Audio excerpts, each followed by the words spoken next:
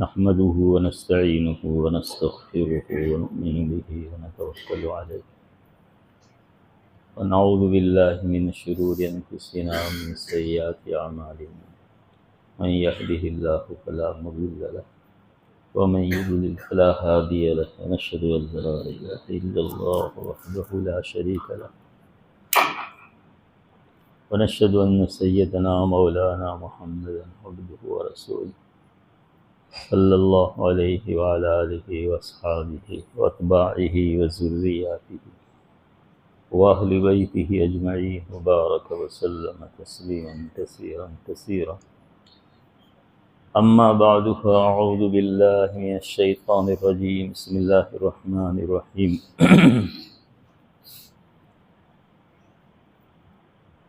قد افلح من تزکا وذکر اسم ربہ فصلی بل تؤثرون الحياة الدنيا والآخرة خير وأبقى إن هذا لفي الصحف الأولى صحف إبراهيم وموسى وقال تبارك وتعالى ما آتاكم الرسول فخذوه وما نهاكم عنه فانتهوا صدق الله مولانا العظيم وصدق رسوله النبي الحبيب الكريم ونحن على ذلك لمن الشاهدين والشاكرين والحمد لله رب العالمين۔ میرے محترم بھائیوں، بزرگوں، عزیز دوستوں،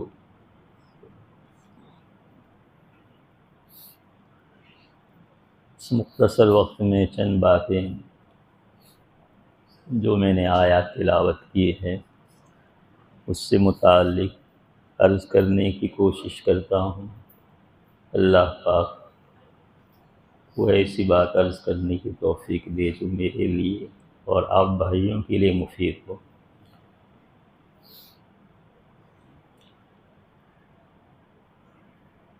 چھوٹی سی آیت ہے، بہت محترم بالشان آیت ہے،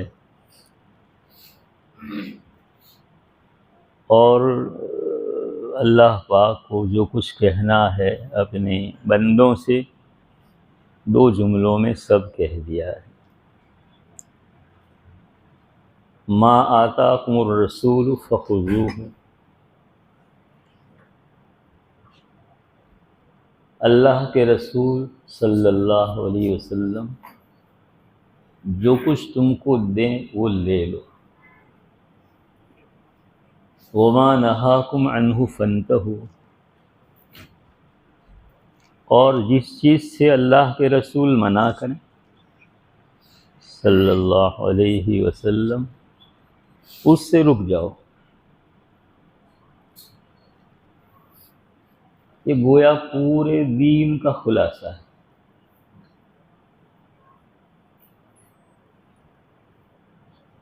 اس لیے قرآن مجید کا کوئی عنوان یعنی اس کا نام جو ہے کتاب کا رکھتے ہیں نہیں، مصنف کتاب تو بعض ایسے اچھا نام رکھتے ہیں جس نام سے ہی پتہ چلتا ہے کہ اس کتاب میں کیا کیا مضامین ہیں، کس فن کی کتاب ہے، لکھنے والا کیا چاہتا ہے۔ تو ایسے قرآن کا اگر نام رکھا جائے تو یہ رکھا جائے گا، ما آتاکم الرسول فخذوہ وما نہاکم عنہ فانتہوا۔ کل کتاب میں جو ہے یہی کچھ کام کرنے کے ہیں، بس اپنی الفاظ میں یوں کہہ دو، اور کچھ کام نہ کرنے کے۔ کرنے کے جو کام ہے وہ کرو، جو نہ کرنے کے کام اس کو مت کرو۔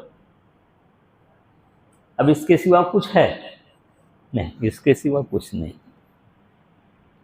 شریعت کل نام ہے اوامر کا کہ کام کرنے کے، اور دوسری چیز ہے نواہی معنی نہ کرنے کے کام،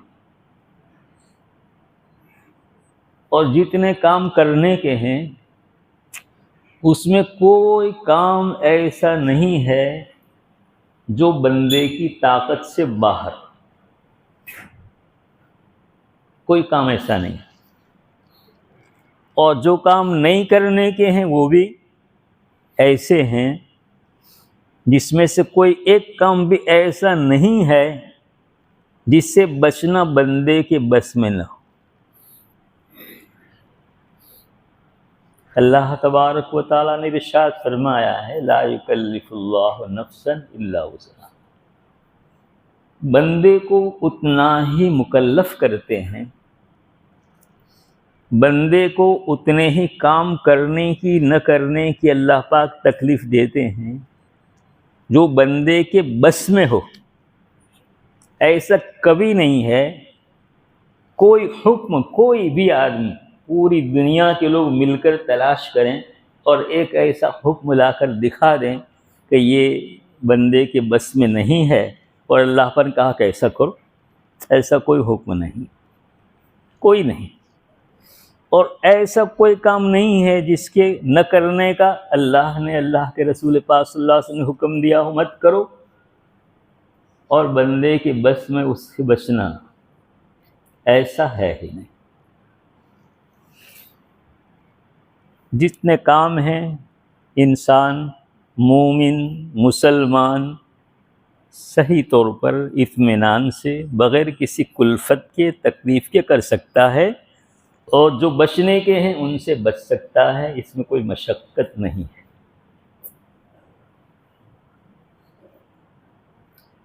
اب آپ کہیں گے نبی پاک صلی اللہ علیہ وسلم نے کتنی چیزوں کا حکم دیا ہے، کتنا حکم دیا ہے؟ بھائی ایک ایک کر کے اس کو شمار کرنا تو مشکل ہے، پوری شریعت ہے،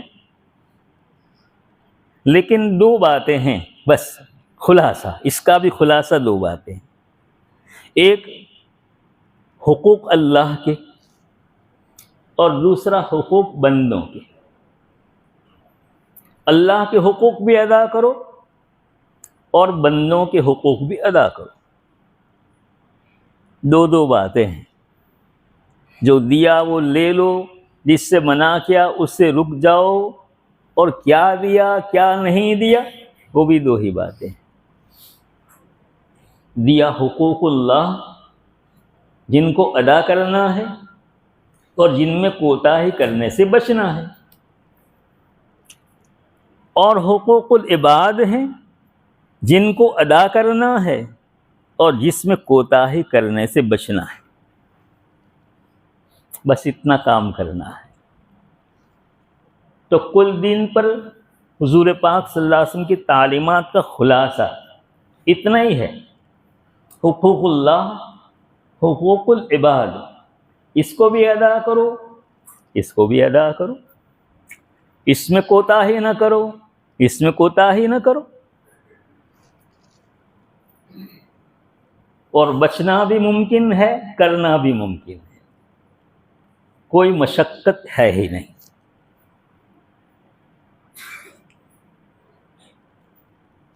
اتنی ہی شریعت ہے،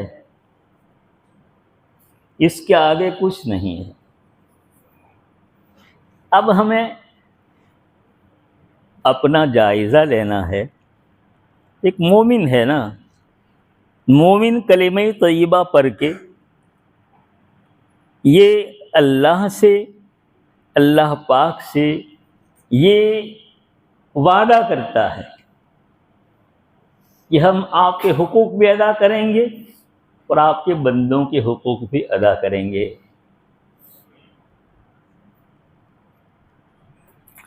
اللہ کے حقوق عبادات جتنی ہیں یہ اللہ کے حقوق ہیں، اور اللہ پاک نے بندوں کے ساتھ جس طرح رہنے سہنے کا حکم دیا ہے، اور معاشرتی جتنے معاملات ہیں جس کو معاشرت کہتے ہیں، ادھر اس پر عمل کرنا ہے۔ حقوق اللہ حقوق العباد سے مراد یہ ہے، جیسے اللہ پاک نے فرمایا وَأَقِیمُوا الصَّلَاةَ، نماز قائم کرو، اللہ کا حکم ہے، اللہ کا حق ہے۔ بندے کا حق نہیں ہے نماز پڑھنا، سر جھکانا، سجدہ کرنا، یہ اللہ کا حق ہے۔ یہ سر اللہ کے علاوہ کسی کے سامنے جھک نہیں سکتا ہے، ورنہ وہ کفر و شرک ہو جائے گا۔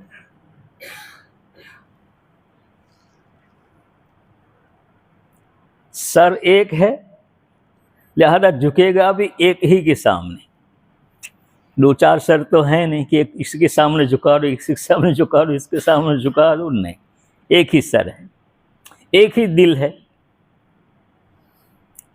لہذا اس دل میں اللہ کے سوا کچھ نہیں، اور یہ سر جھکے تو اللہ کے سامنے، ورنہ کسی کے سامنے جھک نہیں سکتا ہے۔ اللہ کے رسول صلی اللہ علیہ وسلم نے صحابہ کرام کی ایسی تربیت فرمائی تھی۔ ایک مرتبہ صحابہ کرام ایک مہم پر گئے، وہاں سے آئے تو آ کر صحابہ کرام نے عرض کیا کہ اللہ کے رسول، فلاں جگہ لوگ اپنے بڑوں کے سامنے سجدہ کرتے ہیں، تو آپ تو سب سے بڑے ہیں، بڑوں کے بڑے ہیں، تو ہم آپ کے سامنے سجدہ کیوں نہ کیا کریں؟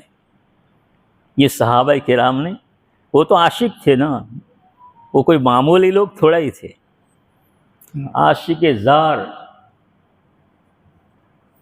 حضرت کو نہ دیکھتے تو بے چین ہو جاتے تھے، بے قرار ہو جاتے تھے، ایسے لوگ تھے۔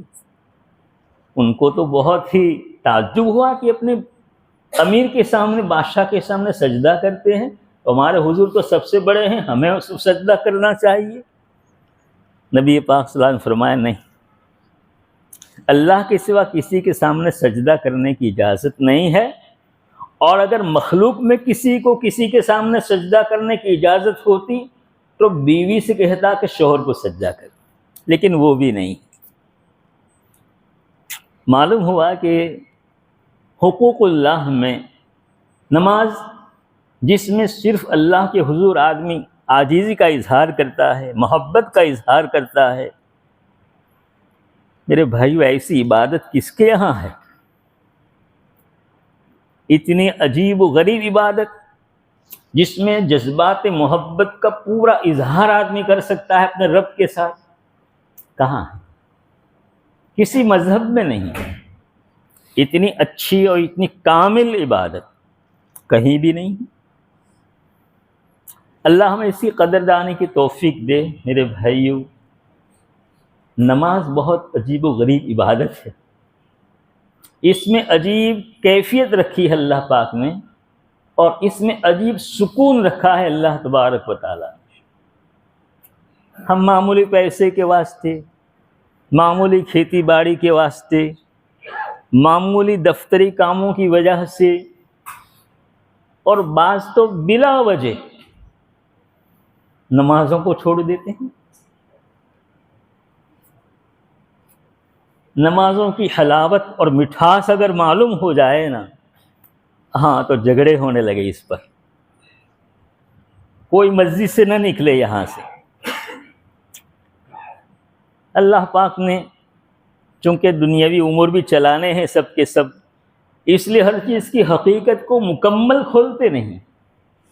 رسول پاک صلی اللہ علیہ وسلم فرمایا کہ میری آنکھوں کی ٹھنڈک نماز ہے۔ نماز میں آنکھوں کی ٹھنڈک، آنکھوں کی ٹھنڈک سے مراد کیا ہے؟ ہاں، دل کا سرور، دل کا سکون اللہ پاک نے نماز میں رکھا ہے۔ تم کہاں تلاش کرنے جاتے ہو ادھر ادھر سکون تلاش کرنے کے لیے؟ وہاں تفریح گاہ میں، وہاں سمندر کے کنارے، فلاں جگہ، کچھ نہیں ہے۔ 2 رکعت نماز میں جو اللہ نے سکون رکھا ہے اور جو اطمینان رکھا ہے، جو سرور رکھا ہے، وہ کسی چیز میں نہیں۔ اللہ پاک خود فرماتے ہیں الا بذکر اللہ تطمئن القلوب۔ عجیب آیت ہے، زبردست آیت ہے۔ اللہ، سن لو، کان کھول کے سن لو، اللہ کے ذکر ہی سے قلوب کو اطمینان ہوتا ہے۔ کیا فرما دیا؟ یعنی دنیا میں کوئی چیز ایسی نہیں ہے جس سے آدمی اطمینان حاصل کر سکے، قلبی اطمینان حاصل کر سکے، سوائے اللہ کے ذکر کے۔ ذکر اللہ ہی سے ترجمہ یہ ہوتا ہے، تو عربی جانتے ہیں، ان کو پتہ ہے یہ ہی کا ترجمہ یہاں ہو رہا ہے، ذکر اللہ ہی سے قلوب کو اطمینان حاصل ہوتا ہے، مطلب ذکر اللہ کے علاوہ کسی چیز سے قلب کو اطمینان حاصل نہیں ہوتا۔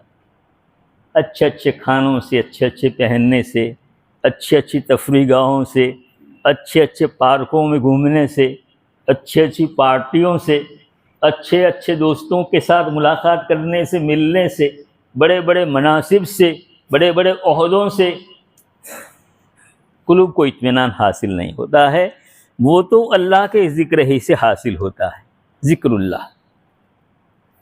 میں ایک قصہ سنایا کرتا ہوں کہ ایک ڈاکٹر تھا آسٹریلیا کا، وہ عیسائی تھا،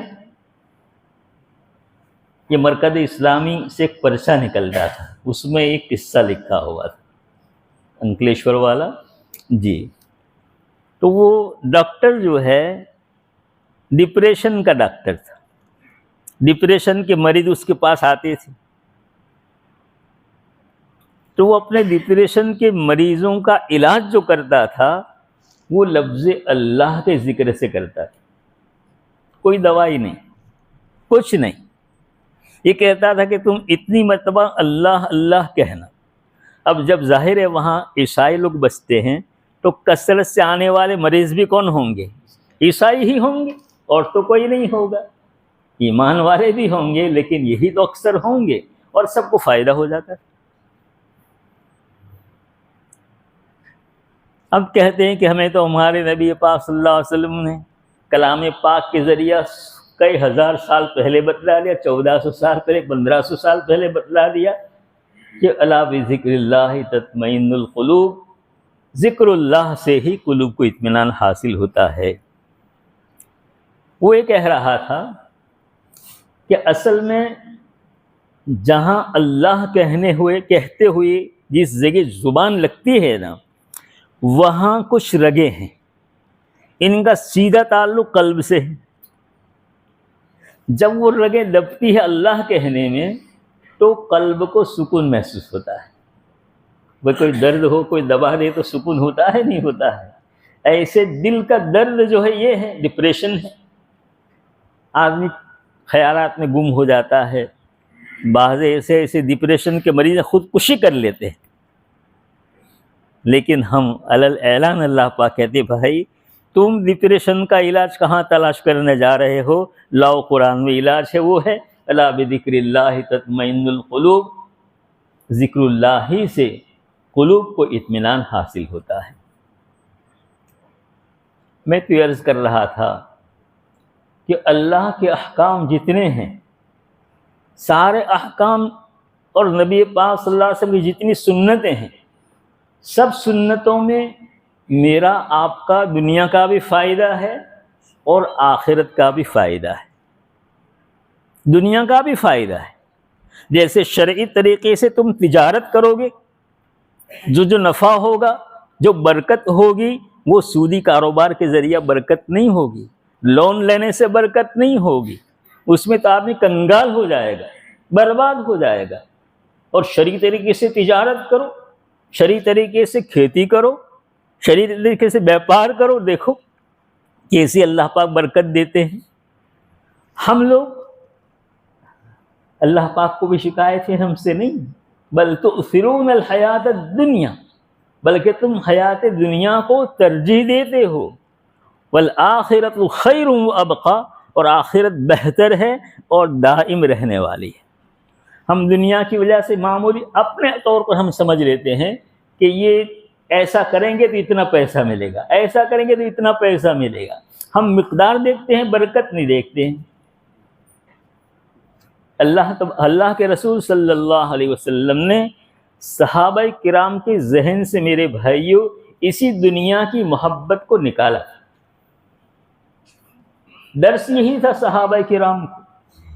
حضرت ابو طلحہ انصاری رضی اللہ تعالیٰ عنہ تھے، بہت مشہور صحابی ہیں۔ ان کا ایک بہت بڑا باغ تھا مسجد نبوی کے سامنے، اور اس کا پانی بہت میٹھا تھا۔ رسول پاک صلی اللہ علیہ وسلم اس باغ میں جایا کرتے تھے، فضائل کی کتاب میں ہم پڑھتے ہیں۔ جب آیت نازل ہو رہی لن تنالوا البر حتی تنفقوا مما تحبون، تم مکمل نیکی نہیں حاصل کر سکتے جب تک تم خرچ نہیں کرو گے ان چیزوں کو جن کو تم پسند کرتے ہو، جن سے تم محبت کرتے ہو۔ ابو طلحہ انصاری رضی اللہ تعالیٰ کو ایک باغ بہت پسند تھا، فوراً گئے حضور کی خدمت میں، اللہ کے رسول یہ باغ میں نے اللہ کے راستے میں صدقہ کر دیا ہے۔ کہا کیوں؟ یہ تو بہت عمدہ باغ ہے، بہت نفع بخش مال ہے۔ کہا کہ بس اللہ پاک فرماتے لن تنالوا البر حتی تنفقوا مما تحبون، کہ بڑی نیکی اگر حاصل کرنا ہے تم کو تو اپنی پسندیدہ چیزوں کو خرچ کرنا ہوگا۔ یہ باغ مجھ کو بہت پسند ہے، میں نے اللہ کے راستے میں خرچ کر دیا۔ یہی تو تھا میرے بھائی، صحابہ کرام کا حال یہی تھا۔ حضرت ابو ہریرہ رضی اللہ تعالیٰ حضور کے یہاں ایک طالب علم تھے، حضرت سے علم حاصل کرتے تھے، وہیں پڑے رہتے تھے۔ فرماتے ہیں کہ بعض مرتبہ شدت بھوک کی وجہ سے بے ہوشی طاری ہو جاتی تھی اور پڑ جاتے تھے بے ہوش ہو کر۔ لوگ آتے تھے، سمجھتے تھے کہ اس کو وہ مرگی کا مرض ہے، وایو جسے کہتے ہیں کا مرض ہے۔ اس کا علاج زمانے میں گردن پر پاؤں رکھ کے ایسے رگڑتے تھے تو ہوش آ جاتا تھا۔ ابو ہریرہ کہتے ہیں کہ لوگ آتے میری گردن پر پاؤں رکھ کر رگڑتے، میں اندر اندر کہتا کہ بھائی کوئی مرگی ورگی نہیں، وہ تو بھوک کی وجہ سے بے ہوشی ہو گئی، کمزوری ہو گئی ہے۔ میں اس سے یہ کہنا چاہتا ہوں کہ دیکھیے یہ تربیت صحابہ کرام کی ہے نہیں ہے کہ اتنی ضرورت ہو گئی اور کبھی کسی کے سامنے زبان نہیں کھلی ہے، ورنہ اگر دنیا ہی حاصل کرنا ہو تو ایسے حالت ہوتا ہے، بہت پیش کرتا ہے نا، بہت لوگ آتے ہیں پاؤں پر پٹیاں باندھ کر اور پتہ نہیں کیا کیا کر کے لنگڑاتے ہوئے چل کے کہ بھائی اتنی تکلیف ہے، یہ دے دو فلاں دے دو۔ لیکن یہ تربیت آپ صلی اللہ علیہ وسلم کی ہے کہ یہاں اپنی تکلیف کی وجہ سے کسی کے سامنے منہ کھولنے کا سوال ہی نہیں۔ ایک جگہ سے آپ صلی اللہ علیہ وسلم گزر رہے تھے، ہو گیا گزر رہے تھے، وہ ایک اکیرا تھا، کوڑا کرکٹ ڈالنے کی جگہ تھی، کوڑی تھی، اس کو ہم اکیرا کہتے ہیں، جہاں سب نجاست ڈالتے ہیں۔ وہاں ایک بکری کا چھوٹا بچہ کالا، جس کے کان چھوٹے چھوٹے تھے، وہ مردہ پڑا ہوا تھا، کسی نے ڈال دیا تھا، مرا ہوا بچہ تھا۔ رسول اکرم صلی اللہ علیہ وسلم ایسے موقع سے تربیت فرماتے تھے صحابہ کرام کی۔ آپ صلی اللہ علیہ وسلم گزر رہے تھے، آپ کے ساتھ ایک جماعت صحابہ کرام کی تھی، آپ ٹھہر گئے، صحابہ بھی ٹھہر گئے کہ بھئی اخی کیا بات ہے؟ تو آپ نے اس بکری کے بچے کو دیکھا، صحابہ کرام سے کہا کہ بھئی اس بچے کو 1 درہم میں کون خریدے گا؟ اس بچے کو 1 درہم میں کون خریدے گا؟ صحابہ کرام نے عرض کیا کہ حضور اگر یہ زندہ ہوتا تب بھی اس کو 1 درہم میں کوئی نہ خریدتا، اس لیے کہ تو کالا ہے، چھوٹے چھوٹے کان ہیں، اس میں کوئی خوبی نہیں ہے، اس کو 1 درہم میں کون خریدے گا؟ اگر زندہ ہوتا جب بھی نہ خریدتے تو مردہ کون خریدے گا؟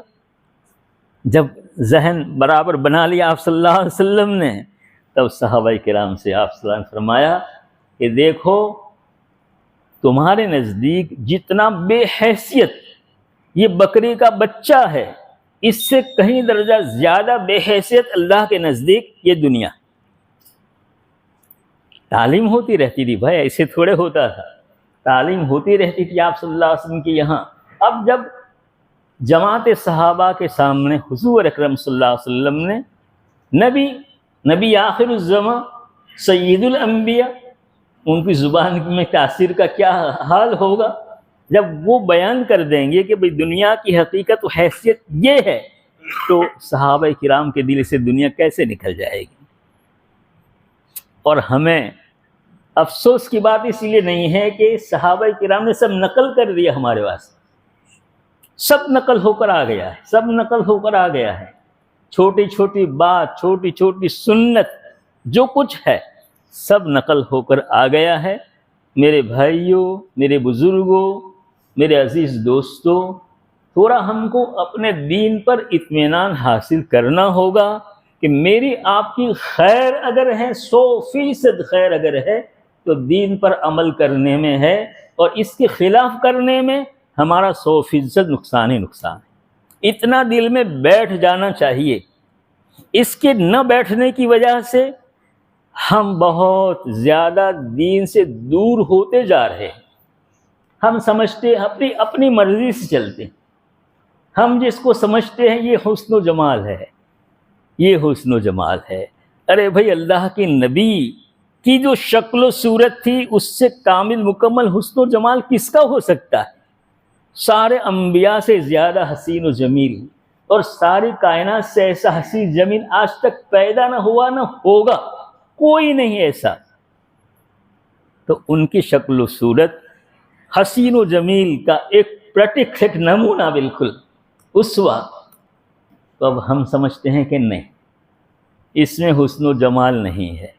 حسن و جمال تو میں سمجھتا ہوں اس میں ہے کہ داڑھی نہ ہو تو حسن و جمال، میں جوان معلوم ہوں گا۔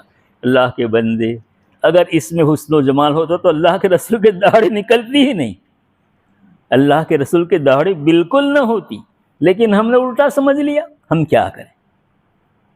اللہ کے نبی داڑھی کے ساتھ اللہ کے نبی اللہ کو عمدہ لگتے ہیں، اچھے لگتے ہیں، اس لیے اللہ کو اچھا لگنا چاہتے ہو۔ تم اللہ کو چاہتے ہو کہ اللہ کو ہم اچھے لگیں، تو اللہ کے رسول کی شکل بنانی ہو، لباس میں، چال ڈھال میں، اٹھنے بیٹھنے میں، آپس کے معاملات میں، معاشرت میں اس طریقے کو اختیار کرنا ہی پڑے گا جو طریقہ آپ صلی اللہ علیہ وسلم نے اختیار فرمایا ہے، ورنہ ہماری خیر نہیں ہے، دنیا میں بھی خیر نہیں ہے اور آخرت میں بھی خیر نہیں ہے۔ اس لیے میرے بھائیو، دین کی عظمت، دین مکمل، اور دین کسے کہتے ہیں؟ حضور پاک صلی اللہ علیہ وسلم کا پورا سراپا، سر سے پاؤں تک جو کچھ ہے یہ دین ہے۔ آپ کے جو معاملات ہیں وہ دین ہے، آپ کی معاشرت ہے وہ دین ہے، آپ کے اخلاق جو ہیں وہ دین ہے۔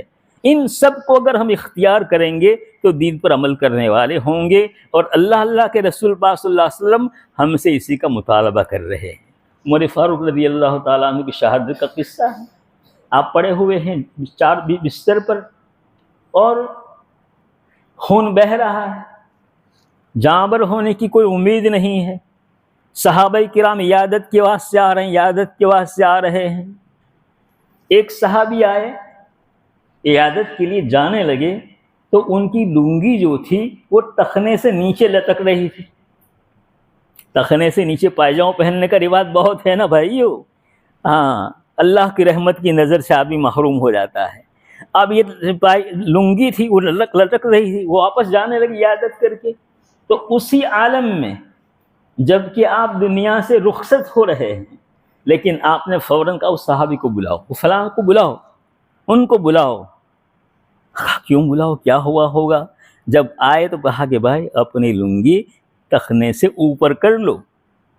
جو ٹخنے سے نیچے پائجامہ لٹکاتا ہے، لنگی لٹکاتا ہے، کرتا عربی لٹکاتا ہے، اس پر اللہ کی رحمت کی نظر نہیں ہوتی ہے۔ کب اللہ کی رحمت کی نظر کے واسطے تو سب کرتے ہیں نا بھائی۔ نماز کیوں پڑھتے ہیں؟ اللہ کی رحمت کی نظر ہو۔ تلاوت کیوں کرتے ہیں؟ اللہ کی رحمت کی نظر ہو۔ ذکر کیوں کرتے ہیں؟ اللہ کی رحمت کی نظر ہو۔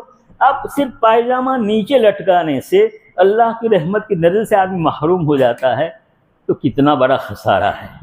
اب ہم سمجھتے ہیں کہ نہیں، حسن و جمال ہے پائجامہ نیچے لٹکانے میں، اور الٹی دنیا ہے۔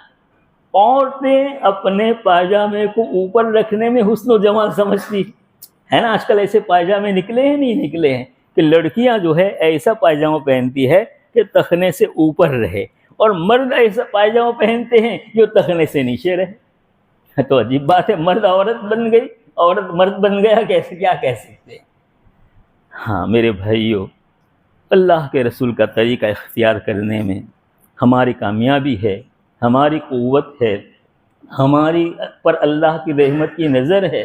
یہ سب سارا دنیا فاسد ہو رہی ہے اور اتنی ذلتیں برداشت کر رہے ہیں، نبی پاک صلی اللہ علیہ وسلم کے طریقوں کو چھوڑنے کی وجہ سے کر رہے ہیں۔ اللہ پاک مجھے آپ کو کئی سنی باتوں پر عمل کرنے کی مجھے بھی آپ حضرات کو بھی توفیق دے۔ وآخر دعوانا ان الحمدللہ رب العالمین، صلی اللہ علی النبی الامی الکریم وعلی آلہ وصحبہ وسلم۔